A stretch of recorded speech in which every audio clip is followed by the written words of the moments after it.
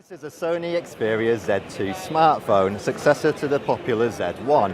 It's got a 4K video camera as well as a triluminous display.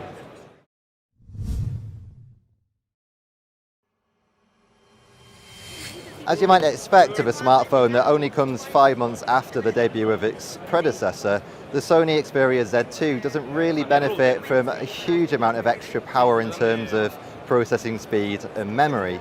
What you do get, however, is 4K video footage capability and a much more colourful display. The Xperia Z2's video camera benefits from a whole new range of features. You can now record with time shift video. That allows you to record at a really high frame rate so that when you replay back the video, you're able to make it look like it's in slow motion. This is something we've seen before in the likes of the iPhone 5S and even some Sony handsets, but it's new to Sony's range of smartphones. There's also what they call the AR effect, and that allows you to add computerized dinosaurs and anything you wanted to terrorize your young ones. Then you can watch the whole effect back like you've recorded a movie on your TV or just on the handset itself. Finally, we have what Sony are really showing as part of the real benefit of the Z2, and that's the way that this phone can record in 4K.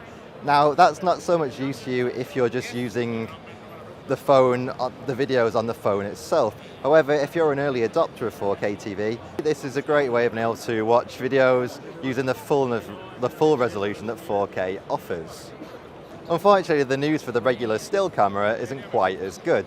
It still features the same camera technology as in the previous Z1, but there's really been no improvement here, which means you still get the same 20.7 megapixels, which when we tested the Z1, we weren't always that impressed with. A common characteristic of the Z1 series has actually been that the phones are always waterproof too, and that goes also as far as the tablets. Now, the Z2 takes the waterproofing a step further, and while you still have to seal some of the sides of where the micro SD slot might go or where you might charge the phone, you can now leave where your headphones go completely unsealed. In terms of pure horsepower, well, the Z2 is slightly better than the Z1, but not massively so.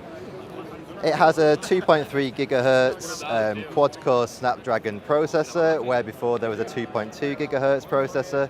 It has 3 gigabytes of RAM, where before there were 2 gigabytes of RAM, which will all benefit the speed and how apps open and what you can run on the phone. But really, I'm not sure you'll see a massive difference.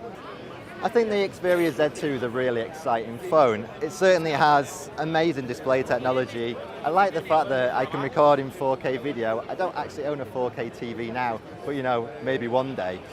The only trouble is for me, the rumored price, without really going into specifics yet, because Sony haven't confirmed it, they did say it was going to be a high premium price.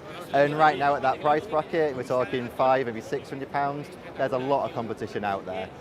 We'll let you know exactly how good it is once we get it to the Witch test labs and put it through its paces.